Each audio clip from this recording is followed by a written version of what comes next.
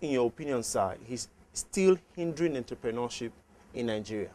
Well, I think we have to be sensitive to the fact that entrepreneurship is a very simple thing. It's about creating something of value where none existed before. And what makes it happen is habit, a habit of trying to create value. That habit was invested in man from creation. Those of a Christian persuasion will know that in Genesis 2:15, the mandate was essentially given to man to go and become a co-creator with God, moving creation towards its perfection. And so, whereas God did not give us blue jeans, he gave us cotton, expecting man to move it from cotton to blue jeans. That is the very purpose of being, the essence of being. So, entrepreneurship should be natural to man. The problem that seems to affect entrepreneurship the most in our country come from culture, from values that we have. Well, first of all, there is a sagging culture of delayed gratification. That is, you sow today, you water, and then you harvest rich. We have an instant gratification culture. People want their reward immediately, now. Typical Jewish entrepreneur arriving in the US, sharing a flat with 3 or 4 brothers 50, 60, 100 years ago, would work from morning till night, toil, his shoes, literally you almost be seeing his feet from across the shoes, and one day a car knocks him down in the streets of New York and you find there's $3 million in his bank account. I think that there's too much of a rush to consume, to get instant gratification. It's affecting entrepreneurship significantly. There's the work ethic. Increasingly, the work ethic is a challenge for us. Popular balance culture in, say, Yoruba-speaking Nigeria is something like, they say, Ishe kekere unla. People Work small, get big. Chop big, plenty money. That is a fundamental cultural problem that venturing, entrepreneurship, really is an antithesis of.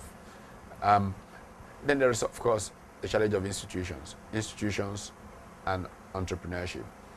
Institutions support the emergence of entrepreneurs. There's a very important discussion of that in a most interesting book written several years ago by 2 professors at the University of Chicago Graduate School of Business, Raghuram Rajan and Luigi Zingales.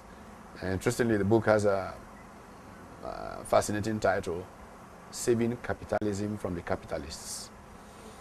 And in that book, essentially, they explore the nexus between institutional arrangements and the evolution of entrepreneurship. Because you need strong institutional support. Let me give a simple example. The average American who is graduating from a top-rate business school can access capital just because of the quality of his certificate to start a business or to look for a business to transform. They have all kinds of funds. Available. Yeah, it's something called a search fund. A search fund is just there for you to get money and search for a business that you can transform. You have a vulture fund, for looking for a business, hovering, looking for a business that's about to die. Those of you who may have read James Hadley Chase in those days, the vulture is a patient bird hanging around waiting for, you have all kinds of funds that people can access. And the truth of the matter, as Rajan and Zingales offer in this book, it just didn't happen. It happened through an activist judiciary, for example. A former U.S. Supreme Court Judge, Charles Brandeis, gets a lot of credit for some of the institutional arrangements that make those kinds of things easy.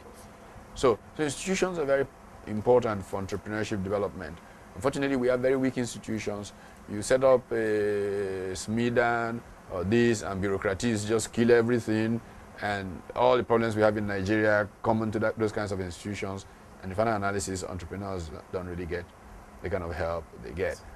But bottom line is that as the entrepreneur, yeah, institutions are very important, they help.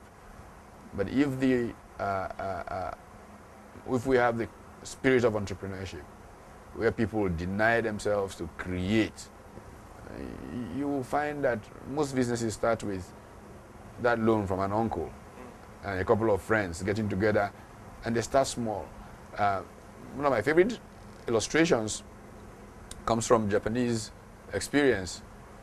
Two young men discharged from the Japanese Navy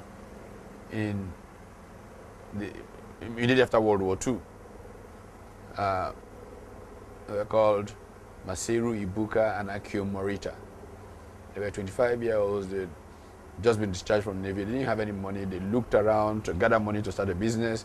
They managed to put $500 together. But they had a passion, something driving them. What was that?